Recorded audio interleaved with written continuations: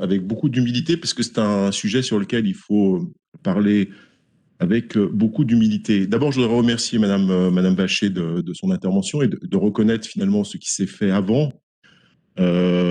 C'est une grande différence d'ailleurs entre ce qui se passe ici et ce qui se passe à la ville de Lyon. On a quelquefois l'impression qu'entre l'empereur Claude et Grégory Doucet, rien ne s'est fait ici, et c'est à mettre à votre actif, Monsieur le Président. Eh bien, on reconnaît les choses qui se sont faites avant, et c'est, au-delà d'être agréable, extrêmement efficace, et je voulais vous en remercier. Je voulais remercier Nathalie Perrin-Gilbert parce que de sa position constante sur ce sujet, quelle que soit la majorité, qu'elle en fasse ou pas partie, et c'est une forme aussi de fidélité à ses idées et à ses valeurs. On n'est pas d'accord, mais en tout cas, elle poursuit ce chemin. J'avoue que j'ai pas bien compris le propos de Monsieur Florestan-Groux. Je reviendrai peut-être tout à l'heure. Je ne vais pas vous faire l'historique d'éminents non accompagnés, mais peut-être de prendre un temps assez rapide pour expliquer quand même d'où l'on vient quand on constate, pour certains, que peu de choses ont été faites ou pas assez de choses ont été faites.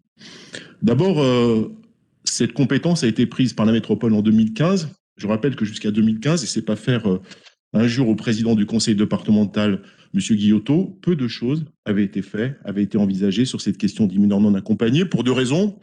D'abord, sans doute, une sensibilité peu exercée sur le sujet, mais aussi des chiffres qui ne méritaient pas peut-être d'y porter une attention extrêmement forte. Et puis ensuite, cette métropole prend cette compétence en 2015, et de 2015 à 2017, finalement, peu de choses se passent pour plusieurs raisons. D'abord, effectivement, une politique qui n'existait pas, et donc il n'y avait pas à prendre la continuité de cette politique, mais à l'inventer. Sans doute, mais encore une fois, je n'accablerai en aucun cas Gérard Collomb une sensibilité moindre sur cette question-là, mais en même temps aussi un moment important où on rassemble l'ensemble des compétences, des sujets extrêmement nombreux, et peut-être, et il faut lui donner, crédit, eh bien, ma foi, un sujet qui reste, j'allais dire, dans un coin ou sur le coin de la table, tellement les sujets sont nombreux, et donc peu d'investissement. Et puis, en 2017, il faut le reconnaître aussi, une explosion des chiffres. Des chiffres qui se multiplient par 3 soudainement, d'un coup. Pas en un an, c'est pas une version assez lente, c'est entre le mois de juin et le mois de septembre une explosion et la multiplication par 3 des chiffres. Et il est à ce moment-là urgent d'agir. Et que faisons-nous? Eh bien, nous agissons rapidement, je crois. Je dirais les regrets que j'ai eus sur cette question-là après.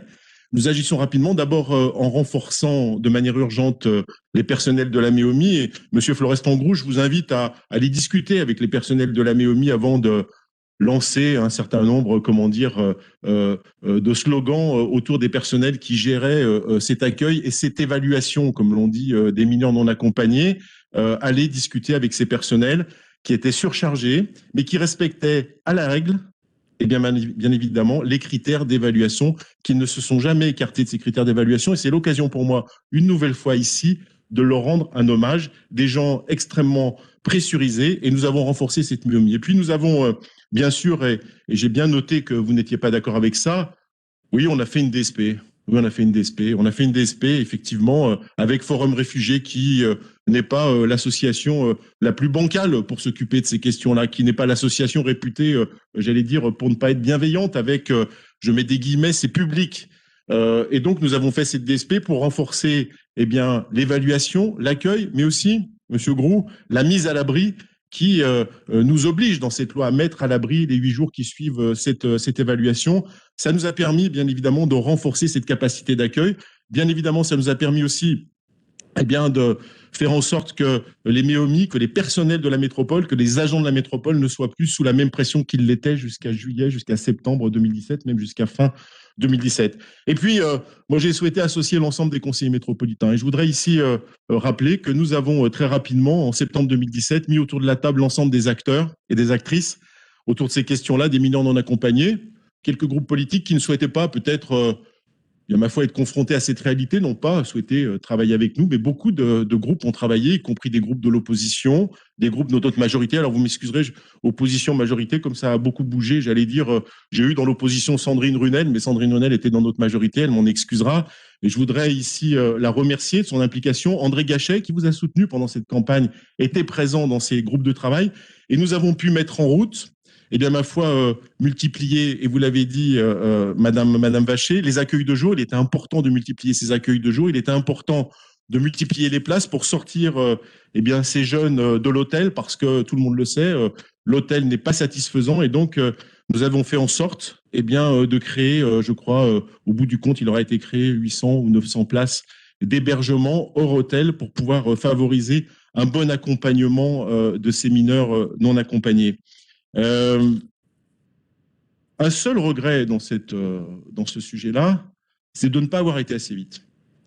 Et un regret, j'allais dire, encore plus amplifié par la gestion ensuite du Covid. On s'est aperçu au moment du Covid que finalement des sujets dont on nous expliquait qu'ils étaient longs, qu'il fallait des procédures, qu'il fallait des appels d'offres, qu'il fallait un certain nombre de déroulés qui prenaient du temps, eh bien on s'est aperçu que dans le Covid, on pouvait faire presque comme cela, Monsieur le Président, un certain nombre de mesures et prendre des mesures et les appliquer immédiatement. Et le seul regret que j'ai eu, c'est d'avoir écouté, même s'il a été très bienveillant, le préfet, qui à l'époque me disait, eh bien, pour la DSP, il y a des délais, pour les accueils de jour, il y a des appels d'offres, pour créer les places, il y a des appels d'offres, et d'avoir perdu, parce qu'il en allait bien évidemment du quotidien de ces jeunes qui ont des parcours extrêmement compliqués, eh bien, une réponse concrète. Et c'est peut-être le seul regret que j'ai, c'est de ne pas m'être soustrait à ces règles édictées par le préfet, avec tout le respect que je lui dois.